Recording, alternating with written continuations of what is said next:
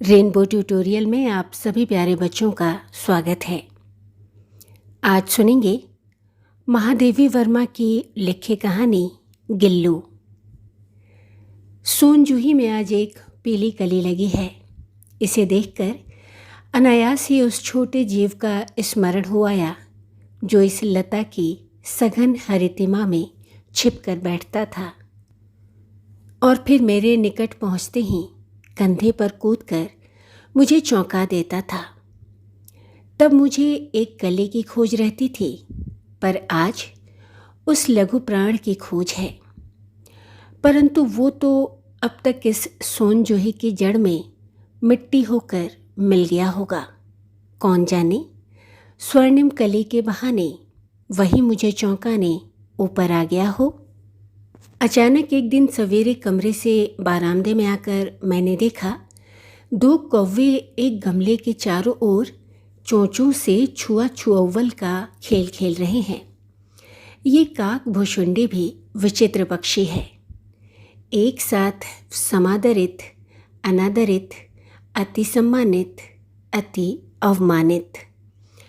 हमारे बेचारे पुरखे न गरुड़ के रूप में आ सकते हैं, न मयूर के, न हंस के। उन्हें पितृपक्ष में हमसे कुछ पाने के लिए काक बनकर ही अवतीर्ण होना पड़ता है।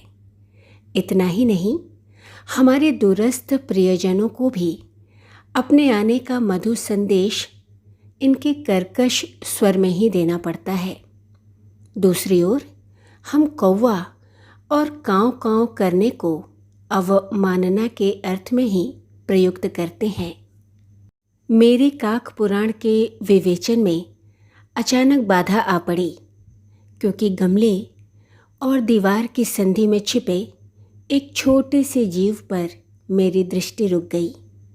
निकट जाकर देखा, गिलहरी का छोटा सा बच्चा है जो संभवतः घोंसले से गिर पड़ा है और अब कौवे जिसमें बाल सुलभ आहार खोज रहे हैं। काक द्वय की चोंचों के 2 घाव उस लघु प्राण के लिए बहुत थे, अतः वह निश्चेष्ट सा गमले में चिपटा पड़ा था। सबने कहा, कौवे की चोंच का घाव लगने के बाद ये बच नहीं सकता, अतः इसे ऐसे ही रहने दिया जाए। परंतु मन नहीं माना। उसे हौले से उठाकर अपने कमरे में लाई, फिर रुई से रक्त पोंछकर घावों पर पेंसिलिन का मरहम लगाया। रुई की पतली बत्ती दूध में भिगोकर जैसे तैसे उसके नन्हे से मुंह में लगाई, पर मुंह न खुल सका और दूध की बूंदें दोनों ओर ढुलक गईं। कई घंटे के उपचार के उपरांत उसके मुंह में एक बूंद पानी टपकाया जा सका। तीसरे दिन वो इतना अच्छा और आश्वस्त हो गया कि मेरी उंगली अपने 2 नन्हे पंजों से पकड़कर नीले कांच के मोतियों जैसी आँखों से इधर उधर देखने लगा। 3-4 मास में उसके स्निग्ध रोएं, झब्बेदार पूंछ और चंचल चमकीली आँखें सबको विस्मित करने लगीं। हमने उसकी जातिवाचक संज्ञा को व्यक्तिवाचक का रूप दे दिया और इस प्रकार हम उसे गिल्लू कहकर बुलाने लगे। मैंने फूल रखने की एक हल्की डलिया में रुई बिछाकर उसे तार से खिड़की पर लटका दिया। वही 2 वर्ष गिल्लू का घर रहा। वह स्वयं हिलाकर अपने घर में झूलता और अपनी कांच के मनकोसी आँखों से कमरे के भीतर और खिड़की से बाहर न जाने क्या देखता समझता रहता था। परंतु उसकी समझदारी और कार्यकलाप पर सबको आश्चर्य होता था।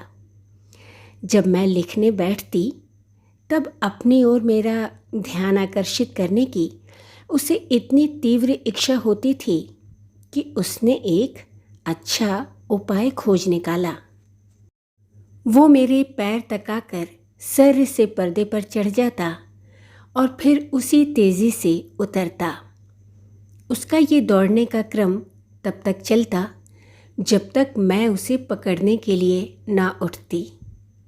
कभी मैं गिल्लू को पकड़कर एक लंबे लिफाफे में इस प्रकार रख देती कि उसके अगले 2 पंजे और सिर के अतिरिक्त सारा लघुगात लिफाफे के भीतर बंद रहता।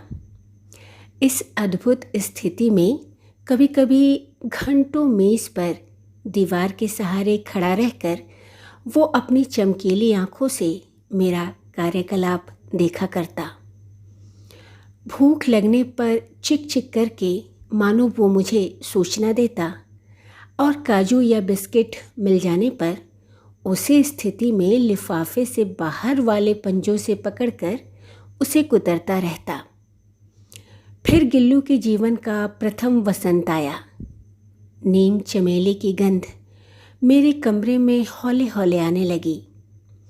बाहर की गिलहरियाँ खिड़की की जाली के पास आकर चिक चिक करके न जाने क्या कहने लगीं।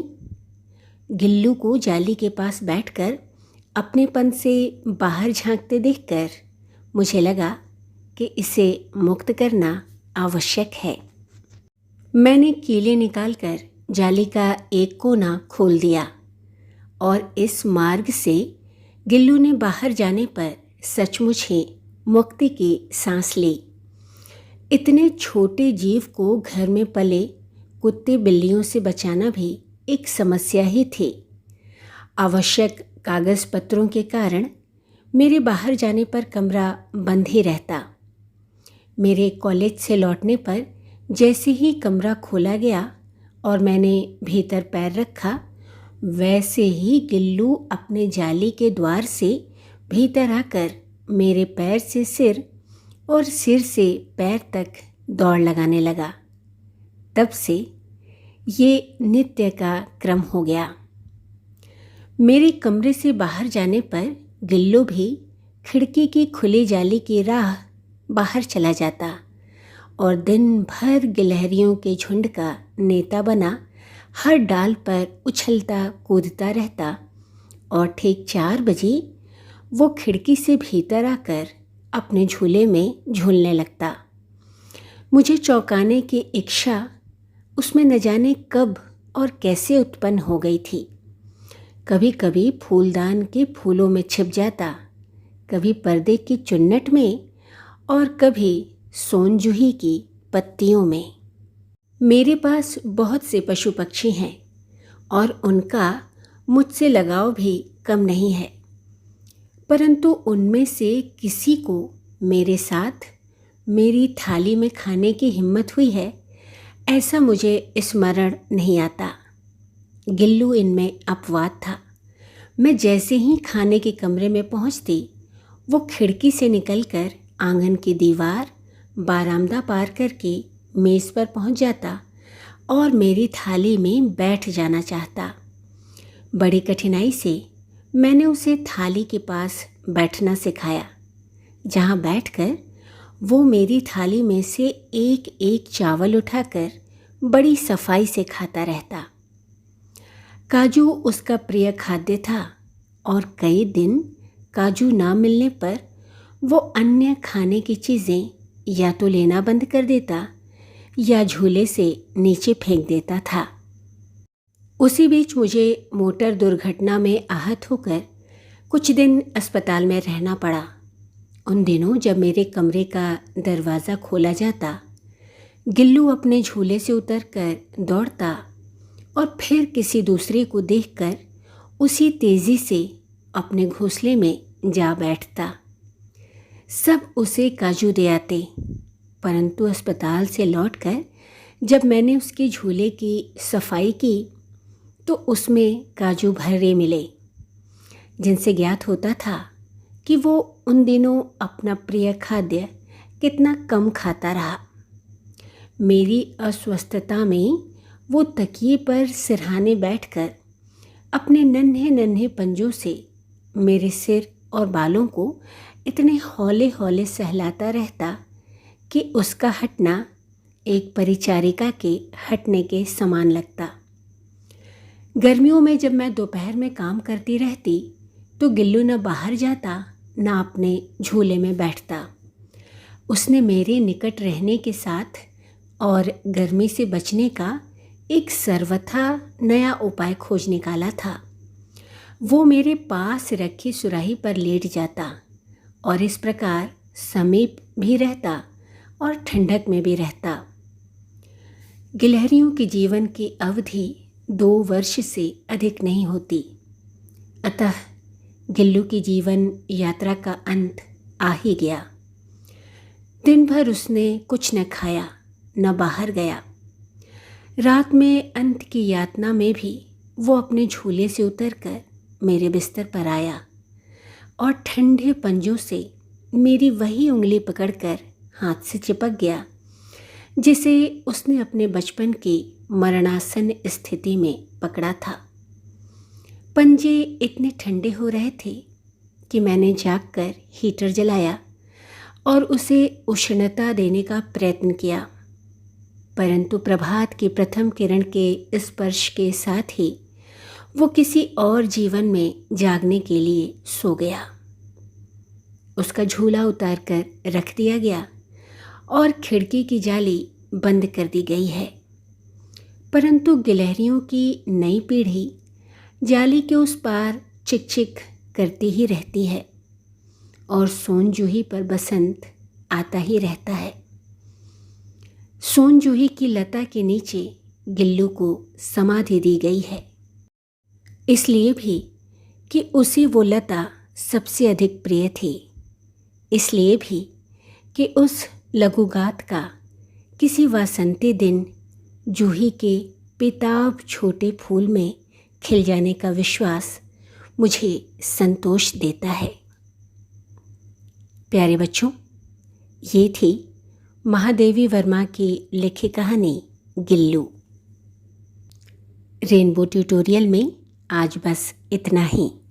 मैं रागिनी आपसे फिर मिलूंगी, तब तक के लिए नमस्कार।